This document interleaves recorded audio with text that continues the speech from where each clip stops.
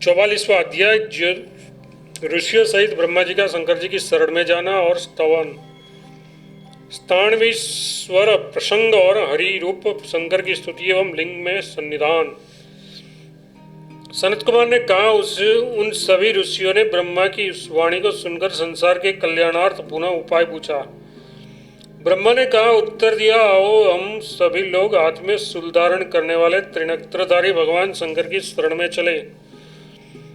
तुम सब लोग उन्हीं देवदेव के प्रसाद से पहले जैसे हो जाओगे। ब्रह्मा के ऐसा कहने पर वे लोग उसके साथ श्रेष्ठ पर्वत कैलाश पर चले गए और वहां उन लोगों ने उमा पार्वती के साथ बैठे हुए शंकर का दर्शन किया। उसके बाद संसार के पितामह ब्रह्मा ने देवों के इष्ट देव, तीनों लोगों के स्वामी वरदानी भगवान शंकर की स्तुति करनी आरंभ की। पिनाक धारण करने वाले वरदानी अनंत महादेव, स्थाणु स्वरूप परमात्मा देव, आपको मेरा नमस्कार है। भुवनों के स्वामी भुवनेश्वर तारक भगवान, आपको सदा नमस्कार है। पुरुषोत्तम, आप ज्ञान देने वाले अद्वितीय देव है। आप कमल गर्भ एवं पद्मेश है, आपको बारंबार नमस्कार है। प्रचंड घोर स्वरूप एवं शांत मूर्ति, आपको नमस्कार है। विश्व के सानक देव, आपको नमस्कार है। सूर्यनायक, आपको नमस्कार है। सुलपाणी शंकर, आपको नमस्कार है। संसार के रचने वाले विश्वभावन, आपको मेरा नमस्कार है। ऋषियों और ब्रह्मा ने जब इस प्रकार शंकर की स्तुति की, तब महादेव शंकर ने कहा, भय मत करो, जाओ, तुम लोगों के कल्याणार्थ लिंग फिर भी उत्पन्न हो जाएगा। मेरे वचन का शीघ्र पालन करो। लिंग की प्रतिष्ठा कर देने पर निस्संदेह मुझे अत्यंत प्रसन्नता होगी। जो व्यक्ति भक्ति के साथ मेरे लिंग की पूजा करेंगे, उसके लिए कोई भी पदार्थ कभी दुर्लभ न होगा। जानकर किए गए समस्त पापों की भी शुद्धि लिंग की पूजा करने से हो जाती है। इसमें किसी प्रकार का अन्यथा विचार नहीं करना चाहिए। तुम लोगों ने लिंग को गिरा दिया है, इसलिए शीघ्र ही उसे उठाकर प्रसिद्ध स्थान सान्निहत सरोवर में स्थापित करो। ब्राह्मणों, ऐसा करने से तुम लोग अपने इच्छानुकूल मनोरथ को प्राप्त कर लोगे। सारे संसार में उस लिंग की प्रसिद्धि स्थाणु नाम से होगी। देवताओं द्वारा भी वह पूज्य होगा। वह लिंग स्थाणवीश्वर में स्थित रहने के कारण स्थाणवीश्वर नाम से स्मरण किया जाएगा। जो स्थाणवीश्वर को सदा स्मरण करेंगे, उसके सारे पाप कट जाएंगे और वे पवित्र देह होकर मोक्ष की प्राप्ति करेंगे। जब शंकर ने ऐसा कहा, तब ब्रह्मा के सहित ऋषि लोग लिंग को उस दारुवन से ले जाने का उद्योग करने लगे, किंतु ऋषियों सहित वे सभी देवगण उसे हिलाने डुलाने में समर्थ न हो सके।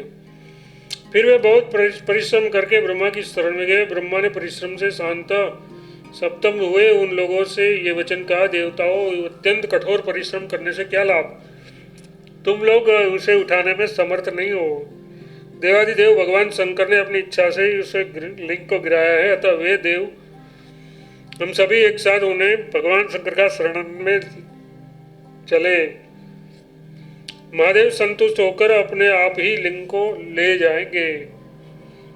इस प्रकार ब्रह्मा के कहने पर सभी ऋषि और देवता ब्रह्मा के साथ शंकर की दर्शन की अभिलाषा से कैलाश पर्वत पर पहुंचे। वहां उन लोगों ने शंकर जी को नहीं देखा, तब वे चिंतित हो गए। फिर उन्होंने ब्रह्मा जी से पूछा कि ब्रह्मन, वे महादेव महेश्वर देव कहाँ है? उसके बाद ब्रह्मा ने चिरकाल तक ध्यान लगाया और देखा कि मुनियों के अंतःकरण में स्थित महेश्वर देव हाथी के आकारों में स्थित है।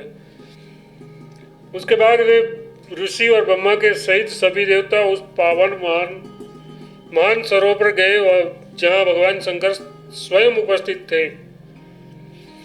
वे लोग वहाँ इधर उधर चारों ओर उन्हें ढूंढने लगे, फिर भी शंकर जी का दर्शन न पा सके।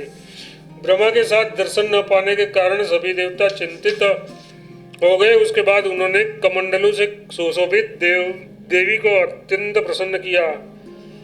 उस समय प्रसन्न होती हुई देवी उनसे ये वचन बोली, महेश्वर को ढूंढते हुए तुम लोग अत्यंत शांत हो गए हो। देवो, तुम सब अमृत का पान करो, तब तुम सब शंकर को जान सकोगे। भवानी द्वारा कही गई इस वाणी को सुनकर वे देवता सुखपूर्वक बैठ गए और उन्होंने उस पवित्र अमृत को पी लिया। उसके बाद सुखपूर्वक बैठे हुए उन देवताओं ने परमेश्वरी से पूछा, देवी, हाथी के रूप को धारण किए हुए भगवान शंकर देव यहाँ किस स्थान पर आए हुए हैं। देवताओं के इस प्रकार पूछने पर देवी ने सरोवर के बीच में स्थित शंकर को उन्हें दिखला दिया। ऋषियों के साथ सभी देवता उसका दर्शन पाकर हर्षित हो गए और ब्रह्मा को आगे कर शंकर जी से ये वचन बोले, महेश्वर, आपने तीनों लोकों में वंदित जिस लिंग को छोड़ दिया है उसे ले जाने में दूसरे किसी की शक्ति नहीं है, उसे कोई दूसरा उठा नहीं सकता। इस प्रकार ब्रह्मा आदि देवताओं ने जब भगवान शंकर से कहा तब देव शंकर जी ऋषियों के साथ दारुका वन में आश्रम में चले गए।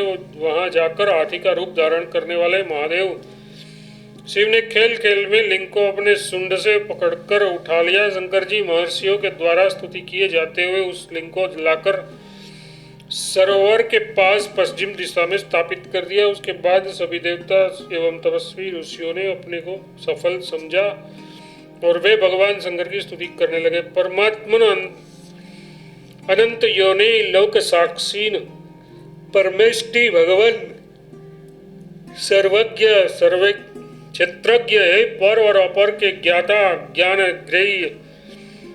ज्ञेय सर्वेश्वर महावीरेश्वर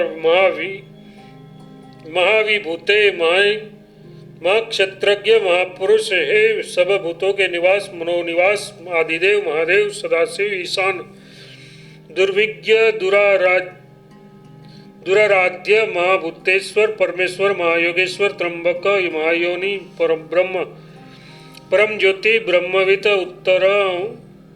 उत्तम ओंकार सत्कार स्वाहाकार स्वदाकार परम कारण सर्वगत सर्वदर्शन सर्वशक्ति सर्वदेव अज सहस्त्रार्ची पुरुषाची सुधामन हरधाम अनंतधाम समर्थ संकर्षण वडवानल अग्नि और सोम स्वरूप पवित्र महापवित्र महामेघ महामायाधर महाकाम कामहन हंस परमहंस महाराजिक महेश्वर महाकामुक महाहंस भवक्षयकर हे देवों और सिद्धों से पूजित हिरण्य रेता हिरण्यनाभ हिरण्य ग्रकेश मुंजकेशिन सर्वलोक वरप्रद सर्वानुग्रह कर कमलेशय हरियेशय ज्ञानोदते शंभो विभो महायाज्ञिक सर्वज्ञमयी सर्वयज्ञ हृदय सर्वयज्ञ संस्तुत निराश्रय समुद्रेशय आत्रि संभव भक्तानुकंप अभग्र योगधर हे वासुकी और महामणि से दुधिमान चंद्राधर उमा शरीराधर गजचर्म धर दुष्कर संसार का महान संहार करने वाले महाप्रलय शंकर हमारा आपको नमस्कार है। भक्तवत्सल शंकर, आप हम सब पर कृपा प्रसन्न हो। इस प्रकार पितामह ब्रह्मा आदि श्रेष्ठ देवताओं के साथ भक्तिपूर्वक स्तुति करने पर उन महात्मा ने अस्थि रूप का त्याग कर लिंग में सन्निधान निवास कर लिया। इस प्रकार से वामन पुराण में 24वां अध्याय समाप्त हुआ।